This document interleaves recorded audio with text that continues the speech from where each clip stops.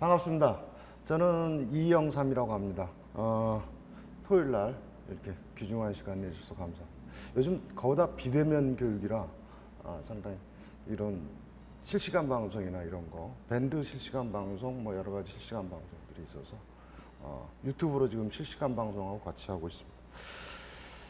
자, 여러분들이 이제 그 제목을 여러 가지로 고민을 많이 했어요. 그래서 코로나 이후에 부동산은 강북이 주도한다, 이렇게 리더한다, 이렇게 제목을 최종적으로 바꿨습니다. 그래서 제가 강의 준비를 하면서도 여러 가지를 이제 생각을 하면서 느끼는 거가 과거의 부동산 시장은 어떻게 흘렀는지에 대한 거, 그 다음에 이제 앞으로 어떻게 될 거냐에 대한 거. 그러면 이제 우리가 가장 중요한 것 중에 하나는 그거죠. 제일 중요한 요소 가운데 하나는 부동산이 앞으로 상승할 거냐, 하락할 거냐, 아니면 보합을 유지할 거냐, 이렇게 얘기할 수가 있겠죠. 그러면 자, 앞으로의 부동산은 어떤 의미로 보면 이제 상승론자도 있고 하락론자도 있고, 유튜브나 이런 거 보면 하락론자의 유튜브가 훨씬 잘 팔려요. 잘 나가고, 보합을 얘기하는 사람 유튜브가 제일 안 나가. 이것도 저것도 아니다 뭐. 저는 이제 상승에 기반을 두고 있습니다. 상승에 기반을 두고 제가 설명을 드리겠습니다. 그러니까 하락에 기반을 두고 아니면 보합에 기반을 두고 설명을 한다라는 거는 조금 지금 제가 판단했을 때는 상승을 한다라는 쪽으로 많이 기울고, 앞으로도 상당히 얼마큼 상승할 거냐가 있죠. 얼마큼 상승할 거냐에서도 좀 많이 달라지지 않겠느냐 이런 생각을 해요. 이 상승을 한다에 저는 이제 강의 목적을 두고서 강의를 하는 거고요. 자, 상승한다에서 그러면 우리가 상승하는데 얼마큼 상승할 거냐, 얼마나 상승할 거냐 하고, 두 번째가 그럼 언제부터냐. 이게 시간적인 거죠. 이거는 금액적인 겁니다. 얼마나 언제 어떻게 상승할 거냐라는 거죠. 얼마나 언제 어떻게 상승할 거냐. 아마 여기 들으시는 분 중에서는 투자자분들도 계시고, 또 중개업 하시는 분들도 계시고, 또 여러 가지 사정들이 개인마다 있을 겁니다. 관심을 가지고 하는데, 어느 걸 하든지 간에 포인트를 자기가 분명하게 잡는 게 상당히 중요하다 이렇게 생각을 합니다. 내가 상승이 어떤 걸 기반을 두고 있느냐, 아니면 하락에 기반을 두고 있느냐, 보합에 기반을 두고 있느냐. 이거는 다 뭐냐면 미래 예측입니다.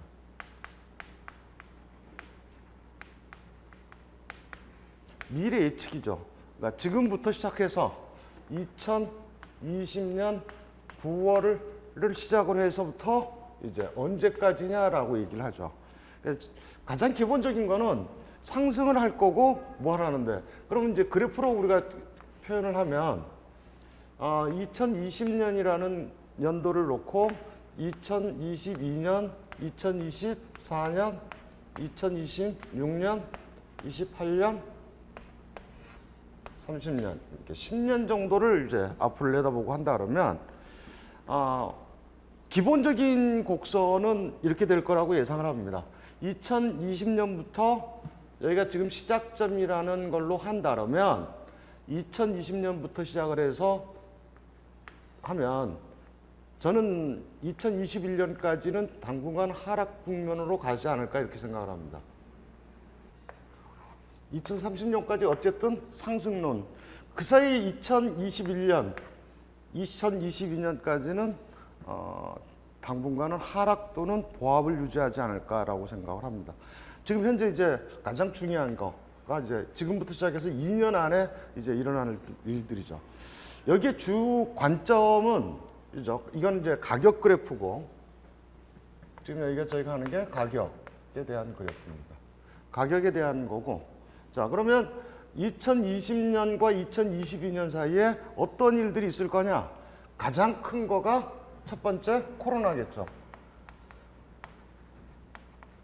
코로나가 조기 종식될 거냐, 아니면 뭐 길어질 거냐, 아니면 변형적인 게 나와서 더 어떻게 될 거냐, 이거는 아직 아무도 몰라요. 뭐 경제학자들도 아니면은 감염병을 연구하고 있는 분들도 뉴스나 이런 거 보면 각양각색으로 얘기를 하는데, 어쨌든 2022년까지는 가야 어느 정도 잡힐 수 있을 거다라고 얘기를 해요. 그러면 정부는 이 코로나로 인해서 조기 종식이냐, 우리 조기 종식이라고 얘기하는 건 2021년 내년까지 해서 끝낼 거냐라는 거죠. 내년까지 해서 끝낸다 그러면 조기 종식이 돼요. 조기 종식이 되는데, 우리가 뭐 감기 바이러스, 저도 뭐 바이러스에 대해서는 전혀 모르는 상황이지만 뉴스나 이런 걸로 봤을 때 쉽게 잡히지는 않을 것 같다라는 거죠. 쉽게. 속된 얘기로 그러면 지금 우리나라는 무역을 해서 먹고 있는데, 두 번째는 이제 경제인데 우리나라는 무역을 해서 먹고 사는 나라죠. 그죠? 무역을 해 먹고 사는 나라인데 경제적인 거에서는 지금 하반기 내년 초까지가 지금 최악이 될 거라고들 많이들 얘기를 해요. 우리가 경제적인 코로나도 있지만 우리가 또 하는 게 여러 가지가 있죠. 코로나에 대한 것도 있지만 두 번째가 미, 중국 간 무역 분쟁이죠.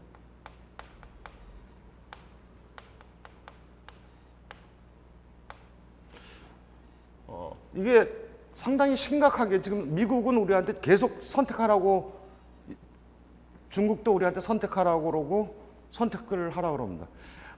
이번 뭐 대선에서, 미국 대선에서 트럼프가 안 된다 하더라도 괜찮을 거냐, 바이든이 된다 그래서 괜찮을 거냐, 저나 다른 사람 보기에도 다 미국은 여전히 강공을 쓸 수밖에 없을 거다라는 게 가장 기본적인 거고, 그럼 우리는 어떻게 나갈 거냐, 가장 중요한 요소죠. 경제가 굉장히 어려울 거다라는 거고, 이제 이런 것들이 또 하나 모이는 게 세 번째, 우리 그동안 돈이 너무너무 많이 풀렸다. 자금이다. 그동안 뭐 4차 추경까지 지금 했어요. 4차 추경까지 하는데 지금 벌써부터 무슨 얘기가 나오냐면 추석이 지났죠. 설 때 아니면 연말 때 5차 추경, 그 다음에 설 때를 기점으로 해서 6차 추경까지 해야 되는 거 아니냐라는 얘기까지 5차, 6차 추경까지 해야 되는 거 아니냐라고 얘기가 나오죠. 지금 추경에 대한 거죠. 네 번째가 우리가 얘기하면 금리.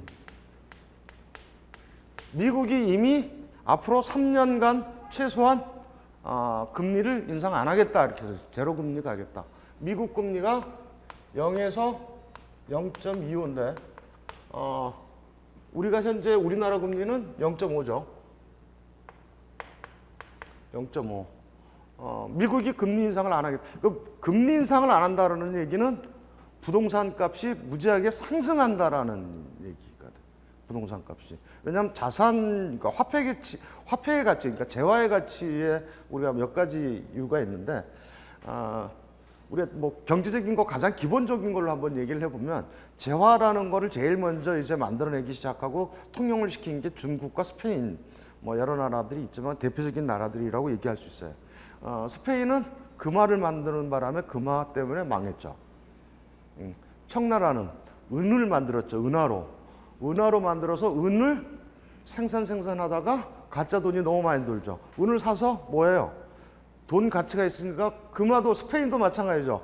금화를 사가지고 이 사람들이 유통을 시켜야 되는데 유통을 안 시키죠.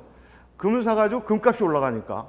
도리어 가지고 있는 게 유통시키는 것보다는 가지고 있는 게 돈이 된다라고 얘기를 하죠. 그걸 우리가 근본위제라고 얘기했죠. 근본위제.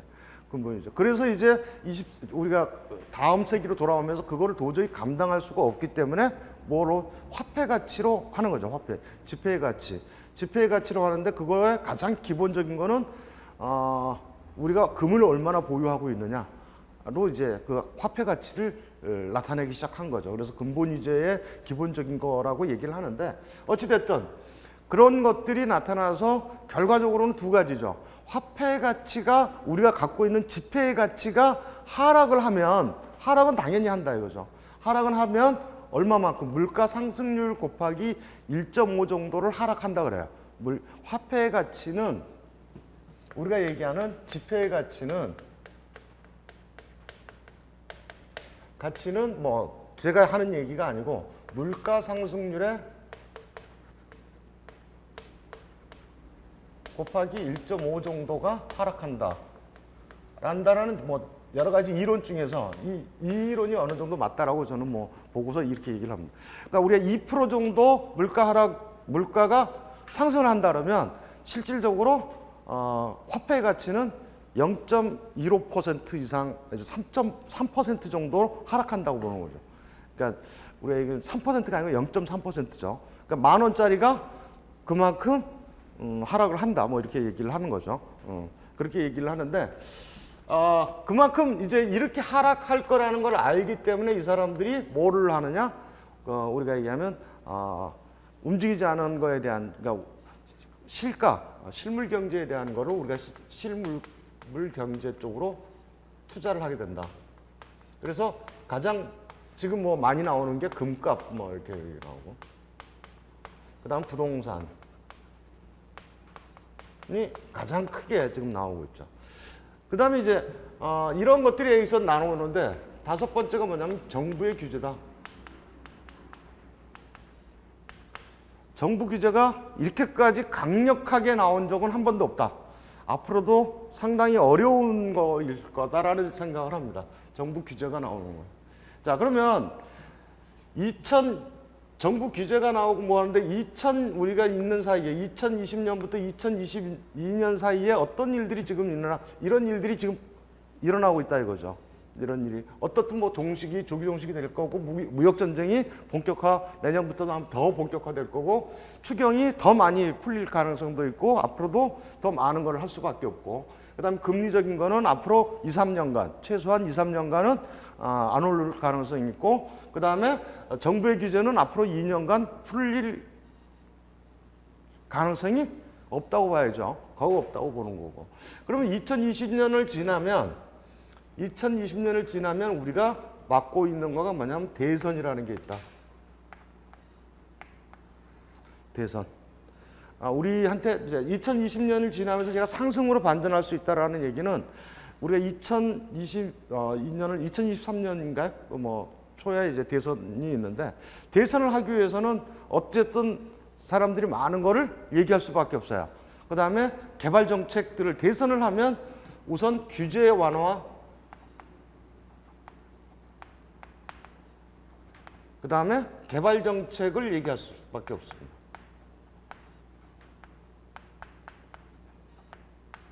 이게 공약으로 나오죠, 공약.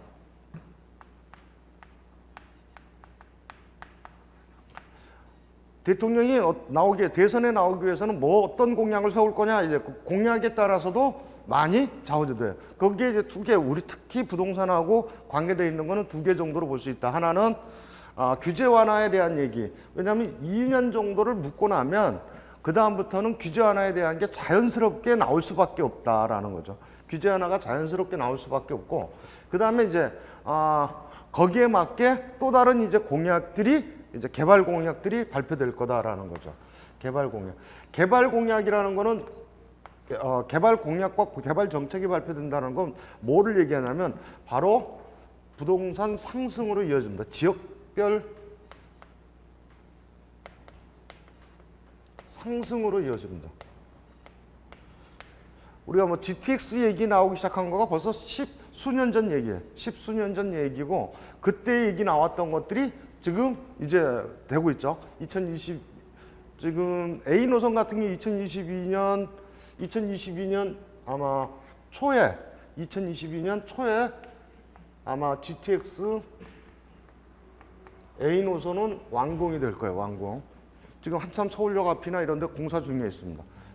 어려운 구간 중에 제일 어려운 구간이 서울역 구간인데, 서울역 구간이 이미 공사 중에 지금 들어가 있고, 다른 구간들도 일부가 들어가 있어요. 거기다 들어가 있는 상태에서 실질적으로 2022년 뭐 상반기라고 얘기를 하는데,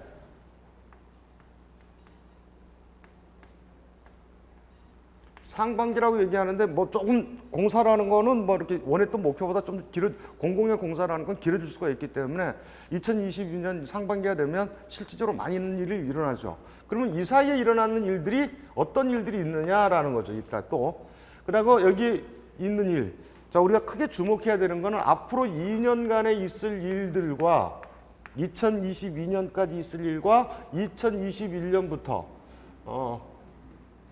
2020년부터 2022년까지 일어날 일과 2022년부터 2024년까지 일어날 일들을 우리가 정리를 해보자. 이런 거죠. 그러면 이때까지는 보합이나 하락일 거고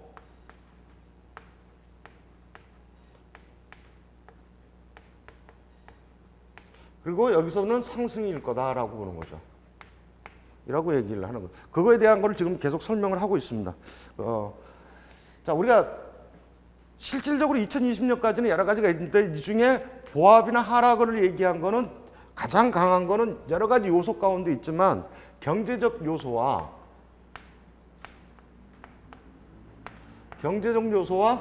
그 다음에 가장 큰 거는 어떤 거예요? 규제죠, 규제. 규제적인 게 가장 크게 나타나는 거죠. 경제적 요소하고 규제가 가장 큰 약점으로 이때 규제로는 어떤 게 있냐면 우리가 내년 6월 전까지 해야 되는 가장 중요한 요소 가운데 하나가 2021년 6월 이전까지 신고제.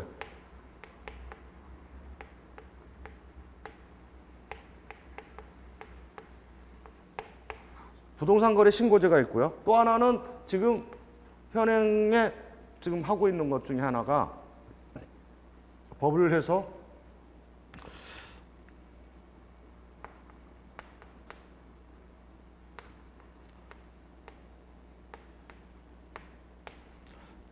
부동산 거래원이라고 여러분들 많이 들어보셨어요. 지금 뉴스에 별로 그렇게 크게 나오질 않아요.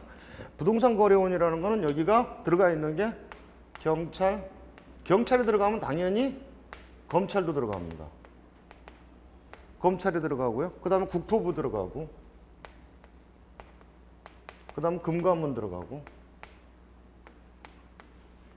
그 다음에 세무가 들어갑니다. 자, 여러분들이 이거에 대해서 대부분이 별거 아니야 이렇게 얘기들을 많이들 하시는데 이게 굉장히 무서운 얘기입니다. 이게. 자, 우리가 얘기하면 지금 부동산 거래원은 국토부 산하에 지금 들어가게 되는데 여기에 지금 보면 금감원과 세무가 들어가고 검찰, 경찰이 들어간다라는 얘기는 이게 어떤 의미를 갖고 있냐면 형사적 문제가 됩니다. 여태까지 우리가 부동산 거래나 이런 것들이 대부분이 민사적 문제로 거의 다 끝났어요. 잘못을 하더라도 벌금 아니면 과태료 뭐 이런 걸로 끝났던 거가 이제는 형법적 문제가 되는 거죠. 형법적 문제가. 자, 형법적 문제가 따라간다라는 얘기는 거래가 했을 때 너가 뭐를 잘못 거래하거나 뭐를 불성실 신고하거나 너 자금에 대한 추처가 불분명하거나 증여나 이런 게 잘못 이루어지면 어떻게 하겠다는 거예요? 형사처벌하겠다라는 거예요. 형사처벌을 하면 거기에 따른 반드시 벌금도 나오지만 과태료나 이런 것들이 굉장히 강해집니다. 거기다 민사적인 거 우리가 얘기하면 세법이 세무서가 들어간다는 얘기는 세무로 우리가 얘기하면 어떻게 돼요? 세무신고, 불성실 신고에 대한 과태료가 상당히 올라간다는 얘기죠. 그런 것들이 동시에 일어난다는 얘기고 금감원은 자금 추적에 대한 모든 것을 하겠다라는 얘기예요. 자금 추적에 대한 모든 것을 하겠다. 이게 상당히 이제 올 연말부터 시작해서는 강화될 거다 이렇게 봐요. 강화될 거다. 지금도 뭐 많이 잡고 있어요. 지금도 많이 잡아내고 있고 이제 성과를 내기 위해서 준비를 하고 있는데 실질적으로 뭐 시작됐다라고 봐야 돼요. 이미 시작됐었는데 우리가 못 느끼고 소규모로 하다 보니까 그게 너무 우리가 정치적으로 문제가 되니까 문제가 됐던 건데 실질적으로 이건 야당도 그렇게 크게 반대하지 않아요. 야당도 지금 크게 반대하지 않아요. 지금 뭐 야당에서 이거 굉장히 뭐 반대하는 것처럼 얘기하는데 실질적으로 그냥 일반적인 야당의 목소리를 내고 있을 뿐이지 그렇게 반대가 심하지 않아요. 그리고 또 하나는 뭐예요? 신고제. 여기 신고제가 들어가면서 우리가 부동산 거래 신고제, 전월세 신고제 이제 그 이전에 이미 시행됐죠. 우리가 전월세 상한제가 임대차로 해서 임대차 거래 뭐 신고가 다 법으로 확정됐는데 문제가 지금 심각하죠. 지금 사는 사람이 4년을 연장해서 살 수가 있고 지금 전세난이 나는 가장 큰 이유 가운데 하나도 전세를 안 놔둬 버리는 거죠. 1년 후에 내가 매각할 거면 지금 6개월 후에 내가 전세 매각을 하려면 전세나 월세를 놔야 되는데 일반적으로 안 놓는 거죠. 안 놓고 뭐를 하는 거예요? 비워놓는 거죠. 비워놓고. 집이 빈 집들이 의외로 많아요. 저부터도 집을 비워버려요. 아예. 왜? 내년에 어차피 6월 이후에 이걸 봐야 되거든요. 6월이라는 시점을 보고서 어떤 거를 판단을 해야 되기 때문에 상승이지만 6월 이전에 급격한 이런 식으로 하락이 나타날 거냐에 대한 거를 보든지 아니면 보합으로 가든지 그렇게 나갈 거면 견디면 되거든요. 그때 가서 놔도 늦지 않다라는 거죠. 그때 가서 놔도. 왜냐하면 못 올리니까 그런 거. 그다음에 뭐 이제 좀 우리가 있는 거 세금이 결과적으로는 이렇게 해서 세금이죠.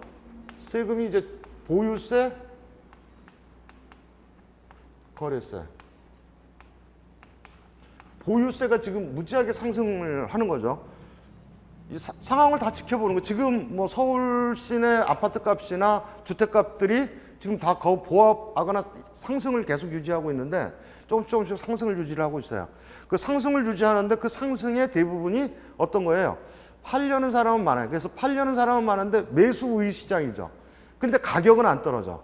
그런데 이게 한동안 나오다가 확 바뀔 거라는 거죠. 지금 이제 가장 강력한 게 3주택 이상, 2주택, 3주택, 다주택자들에 대한 게 굉장히 강해질 거다.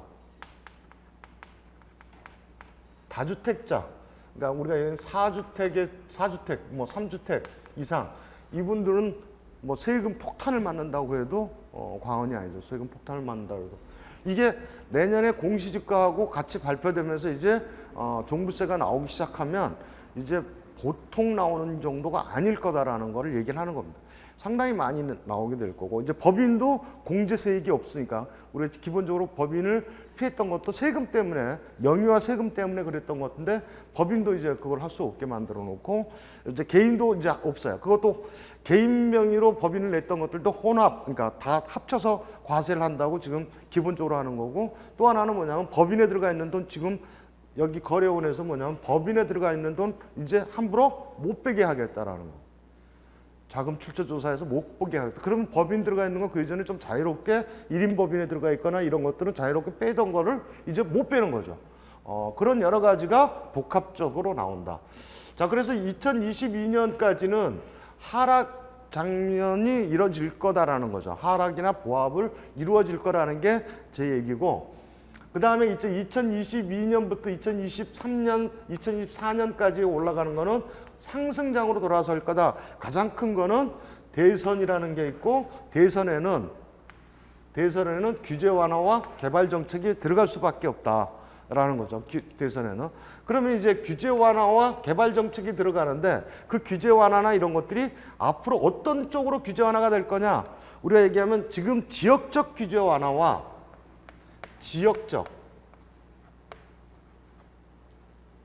지역별로 규제를 해놨죠. 우리가 얘기하면 정책에 따라서 지역별로 어느 거는 뭐 투기 과열지구, 투기 지역, 뭐 이렇게 조정구역 지구, 뭐 조정구역으로 해서 규제를 해놨는데 이거에 대한 규제가 있고 또 하나는 어떤 거였어요?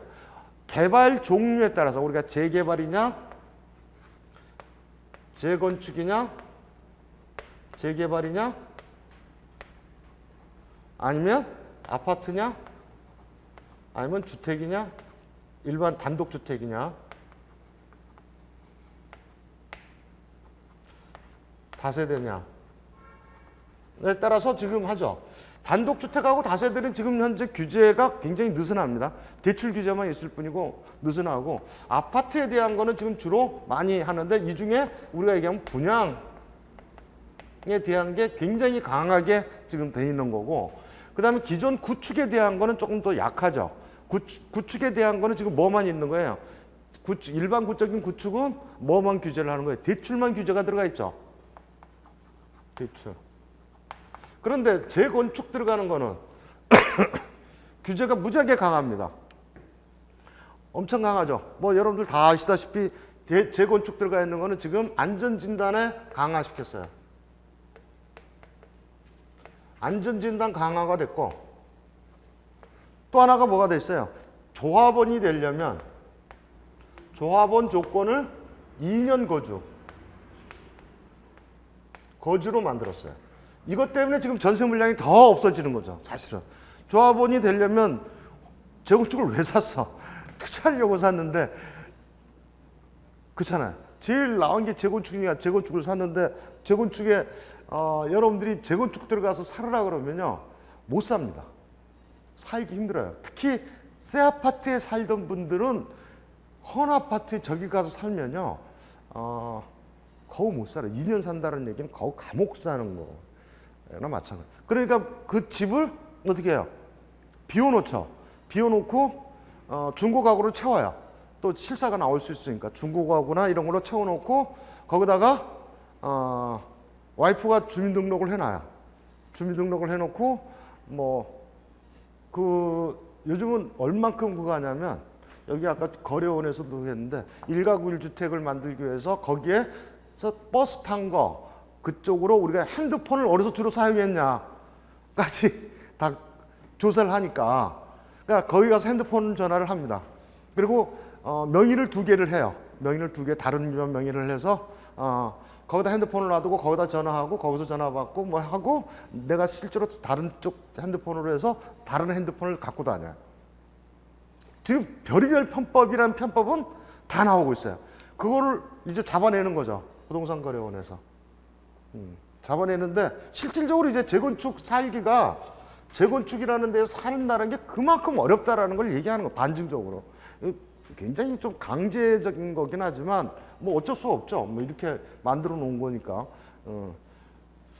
그래서 이제 이게 강화되면 될수록 뭐가 되냐면 이제 뭐 쪽으로 재개발 쪽으로 이제 힘이 쏠릴 수밖에 없어요. 그래서 지금 현재 재개발 물건들이 거의 없어요. 물건들이 거의 나오고 계속 가격 상승이 이루어지고 있고 또 하나는 아파트 중에서 분양도 지금 굉장히 많이들 하고 있지만 또 뭐를 해요? 구축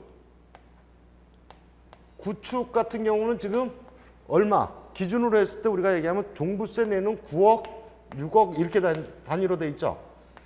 9억 이하짜리가 지금 상당히 올라가요. 자, 이 조건들을 보면 9억 이하짜리가 어디에 가장 많이 있고 재개발이 가장 어디가 많이 있어요? 동북권 쪽으로 제일 많이. 이것들이 있는 것들이 재개발과 구축들이 있고 9억 이하짜리가 있는 데들이 제일 많은 지역은 어디다? 동북권이다.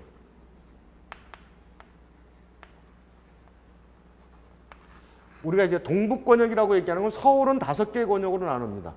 서울을 이렇게 보면 여기 중심을 동북권역,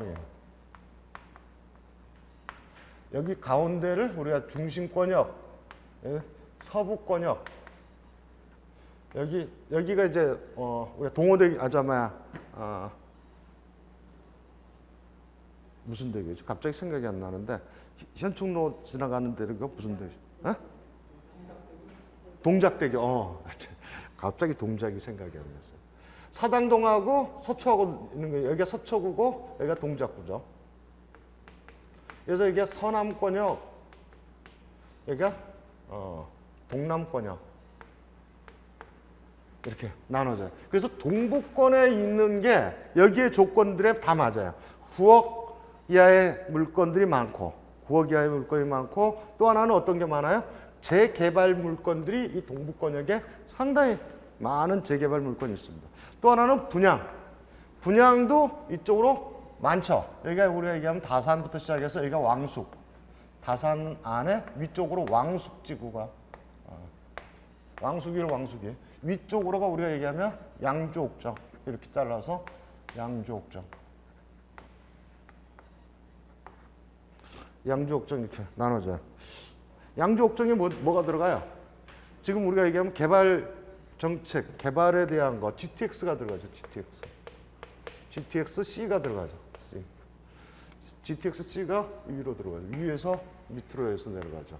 양족정부터. B가 송도에서부터 시작해서 이렇게 해서 넘어가는 거. 여기가 서울역으로 해서 넘어가는 거. A가 이렇게 해서 넘어가는 거. 동탄으로 넘어가는 거. 자, 우리가 기본적으로 얘기하면 지금 나와 있는 것들이 다 GTX하고 개발 과정하고도 개발 정책하고도 다 연계되어 있는 걸 볼 수가 있어요. 자, 우리가 전반적인 거를 먼저 제가 설명을 드렸습니다. 그래서 보시면 강북이 리더한다. 왜 그렇게 제목을 정하고 이거 강의 제목을 정했느냐에 대한 거를 말씀드리기 위해서 기본적으로 설명을 드렸어요. 왜 코로나 이후에 저는 어떤 정책을 가지고 강사들이 여러 가지 얘기를 하고 뭐 얘기를 하지만 여러분들이 그런 기본적인 요소를 알아야 되는 거죠. 그래서 신문 기사적인 내용, 그 다음에 기재부 우리 돈이 얼마나 지금 풀려 있고 지금 이 돈이 풀려 있는 건 나중에 다시 한번 설명을 드릴게요. 쭉 먼저 보고 그 다음에 미국의 금리 그리고 우리가 지금 아파트 값은 안 떨어진다라는 거 기본적인 거 스토리에 대한 거 그 다음에 강북과 강남의 이제 격차가 이제 나오는 신문 기사 그리고 GTX A, B, C 노선에 대한 거가 이제 나와요.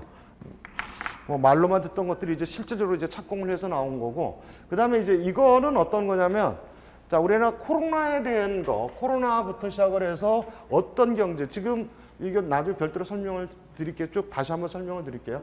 내수 위축돼서 지금 소상공인과 자영업자는 지금 거의 폐업이죠. 거의 폐업 단계예요. 강남뿐만이 아니고 강남마저도 지금 이러니까 뭐 여기도 노원이지만 노원에도 지금 보시면 폐업한 데나 이런 데는 상당히 많습니다. 폐업 단계에 있고 이게 폐업 단계가 되면 지금 엄청나게 뭐가 돼요? 개인적으로 이제 문제가 될 수도 있고 그 다음에 뭐 여러 가지 문제들.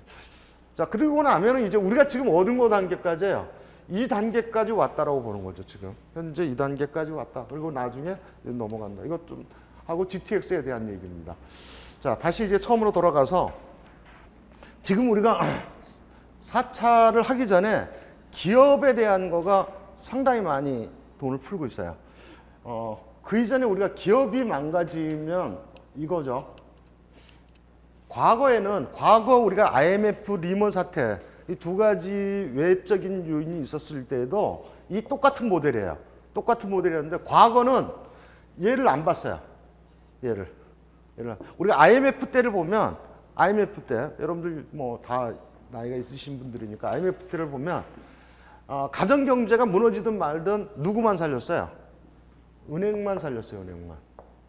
여기가 지금 은행 살리기였거든요. 그때 은행에만 저희가 근무하기 위해서 은행만 도와줬죠. 기본이 살아야죠. 기본이. 우리 국민이 살아야 되는 문제인데 지금은 이제 국민을 살리려고 하는 것들이 굉장히 많죠.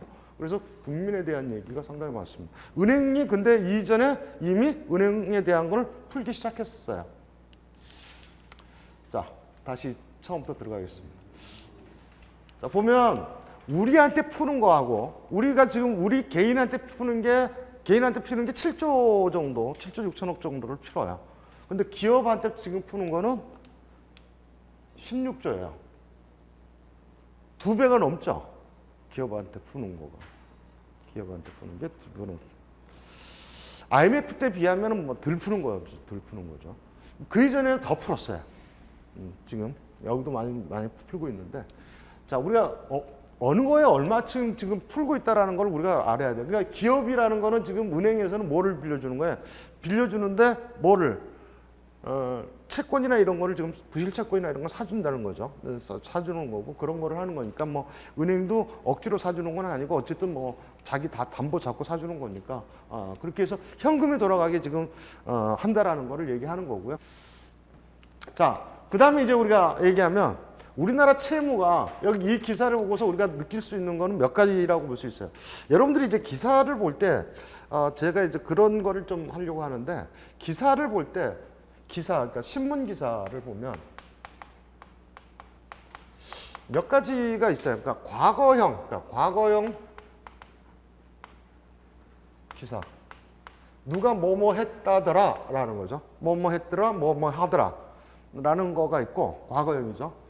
과거형이지만 뭐냐면 과거 분석형이죠.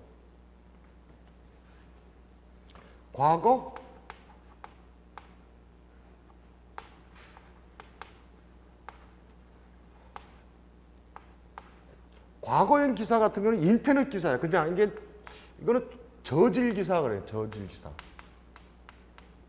물론 이제 거기에 더한 가짜 기사도 있죠. 가짜 기사도 있는데 과거형 기사 얼마 나가고 어느 아파트 얼마고 어느 아파트 얼마고 뭐 이렇게 나오는 거를 우리가 얘기하면 과거형 기사. 자기 의견이나 이런 게 하나도 없어요. A 공인중개사한테 물어봤더니 얼마더라. 뭐 B 공인중개사한테 물어봤더니 얼마더라. 이렇게만 나오는 거는 저게 기사야 이런 거죠. 저게 기사야 뭐 이런 거. 그런 것도 있지만 과거 분석형 같은 경우는 어떤 거냐면 과거에 지금 지나간 일을 어떻게 하는 거예요?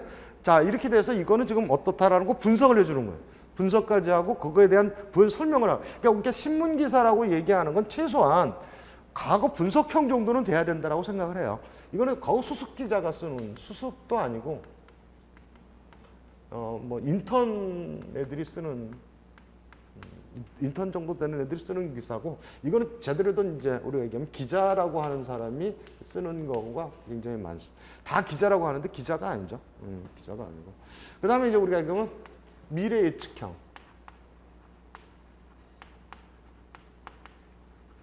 자, 어떤 거가 나왔는데 3기 신도시가 발표했는데 그거에 대한 여론조사나 여러 가지를 통해서 미래 예측을 하는 기사들이 나와요. 이런 것들이 이제 우리가 얘기하면 조금 고급 기사 이렇게 얘기합니다.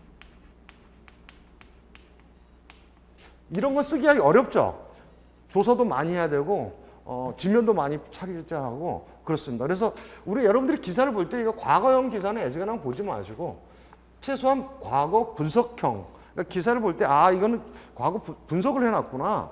뭔가 자기 의견이 들어가 있어야 되죠. 과거 뭐 자기 분석이 들어가 있어야 되고 그다음에 또 하나는 미래를 하는데 미래 예측형 같은 경우는 지면도 많이 차지하고 여러 사람들 전문가들한테도 물어보고 아니면 뭐 최소한 설문조사라도 하고 여러 가지를 합니다. 그렇게 해서 나오는 것들이 이제 좀 괜찮은 기사라고 얘기를 할 수 있어요. 여러분들이 이제 이 기사들을 보면서 얘기할 수 있는데 여기서 나타내서 얘기하는 거는 그거예요. 이 기사 같은 경우는 이제 분석형이죠. 분석형. 과거형이지만 분석형. 지면을 꽤 많이 사용하고 있는데 자 이거 보시면 우리나라 빚이 지금 약 850조 정도 그죠? 약 7조를 넘어서 약 850조 정도 그 840 뭐 9조 아니 848조 정도 되는데 올해 아마 내년까지 하면 내년에 슈퍼 예산에다가 예산은 뭐 슈퍼 예산이고 그 다음에 또 세금 거치는 거는 덜 거치죠. 자, 여기에서 지금 얘기하고자 하는 기자가 얘기하고자 하는 거는 빚이 많으니, 앞으로도 정부 빚이 많으니, 정부가 빚이 많으니 뭐를 해야 되는 거예요? 결과적으로는. 자, 정부가 빚을 많이 져요. 849조, 48조 정도의 빚이 있어요. 그러면은 우리가 이제 여기서 생각할 수 있는 게 그거죠. 야, 내년부터 849조, 내년이 되면 약 850조 빚으로 늘어날 가능성이 많은데 우리 국가 채무죠. 국가 채무. 채무가 이렇게 늘어날 가능성이 많은데 자, 우리가 이 돈이 이렇게 늘어나면 두 가지죠. 이 빚을 계속 떠안고 가거나 아니면 갚아가거나 둘 중에 하나죠. 빚을 계속 떠안고 가려고 그러면 이거를 떠안고 간다. 빚을 우리가 줄일 수가 없다 그러면 줄일 수 없다 그러면 금리 인상이 어렵습니다. 힘들어지죠. 왜? 정부도 금리 인상하면 국채에 대한 금리를 어느 정도는 올려줘야 돼요. 그죠? 안 올려주고 우리 금리 올라가는데 국채는 낮게 놓고 뭐 이러나요? 국채 금리도 올라가요, 같이. 변동식으로 일부가 그런 식으로 움직이게 돼 있죠. 국채 올라가요. 자, 그러면 금리 인상이 어려워진다는 국채가 많아지면 많아지니까 선진국들이 우리가 대부분이 선진국들이 국가 채무가 많아요. 그러니까 그 채무가 많으니까 뭐를 못 올려요? 금리를 안 올리는 거예요. 금리를 안 올리고 뭐를 하는 거예요? 완전하게 저금리 구조로 가는 거죠. 저금리 구조.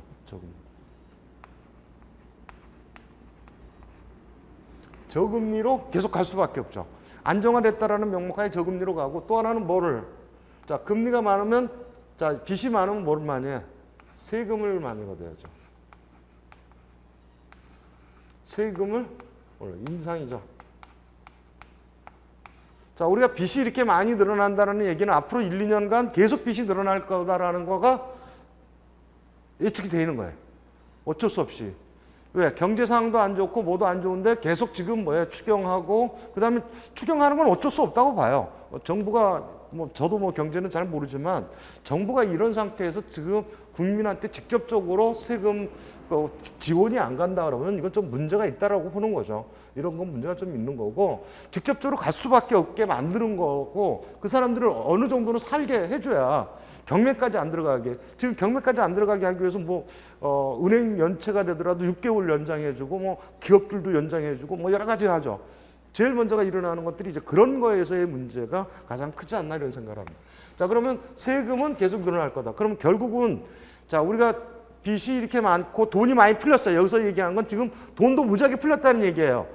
지금 첫 번째, 두 번째 얘기하는 거는, 첫 번째 기사, 두 번째 기사는, 자, 우리가 첫 번째 기사, 두 번째 기사는 주종이 뭐냐면, 돈이 무지하게 풀렸다.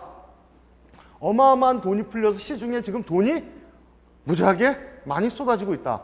그런데 지금 뭐는 없다? 5만 원권 지폐가 없다. 지폐가 실전. 5만 원권, 그 많은 현금들이 어디론가가 지금 계속 흘러 들어가서 여러분들이 쌓아놓고 있지는 않을 것 같고, 대부분은 다른 쪽에서 쌓아놨겠죠. 제가 돈 많은 집에 금고를 본 적이 있어요. 금고. 여러분들이 생각하는 금고는 이런 금고죠. 가서 보니까 그 금고는 방이더라고요. 방. 누구라고 말은 못하겠는데 방이 금고예요. 장가 가려면 그런 데 장가 가야 돼. 그 집이 딸만 있는데 장가 가려면 그런 데 가야 되지 않나. 어찌됐든 방이 그 금고로 완벽하게 다 해서 방 하나가 다 금고. 엄청나죠, 엄청. 이게 됐죠.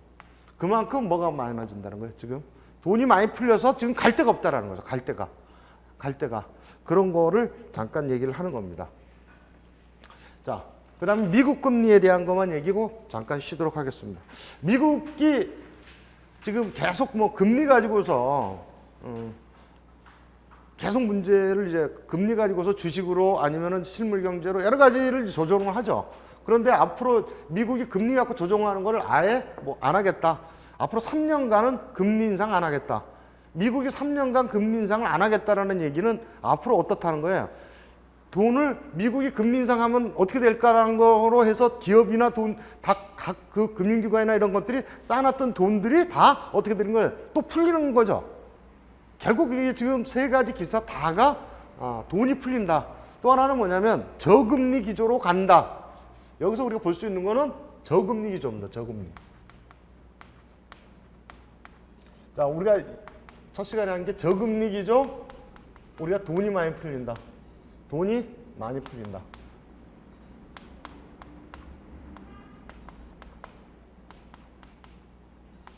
그 다음이 이 풀린 거나 이런 가장 규제 정책으로 결과적으로 우리가 빚을 많이, 국가 채무가 많이 늘어남으로 인해서 세금은 앞으로도 추가가 많이 될 거다. 자, 세금 추가되는 걸 지금 증세라고 얘기하죠.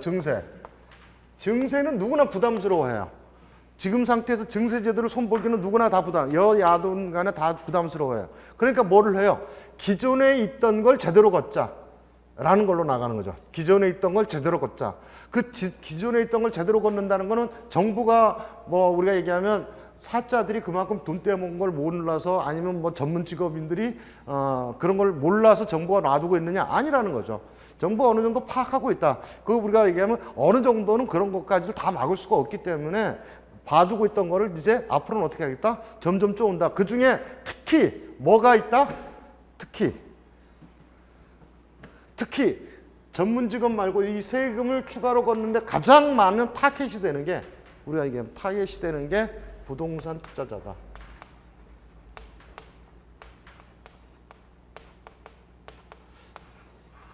자, 앞으로 지금부터 시작을 해서 2022년, 계속 앞으로는 여러분들이 투자를 해야 돼요. 그럼 부동산 투자 안 할 거냐? 부동산 올라간다니까요. 부동산 분명히 2년 지나고 나면 올라가요. 올라가는데 뭐로? 이제 세금으로 환수를 하겠다. 뭐 이런 거죠. 그렇다고 해서 집값은 안 올라가느냐? 올라간다니까요. 올라가요. 그러면 세금을 어떻게 절세할 거냐? 어떻게 절세해서 올라갈 거냐? 어떻게 해서 할 거냐를 전략적으로 짜는 게 가장 중요하다. 잠깐 쉬었다가 그 다음 계속하도록 하겠습니다.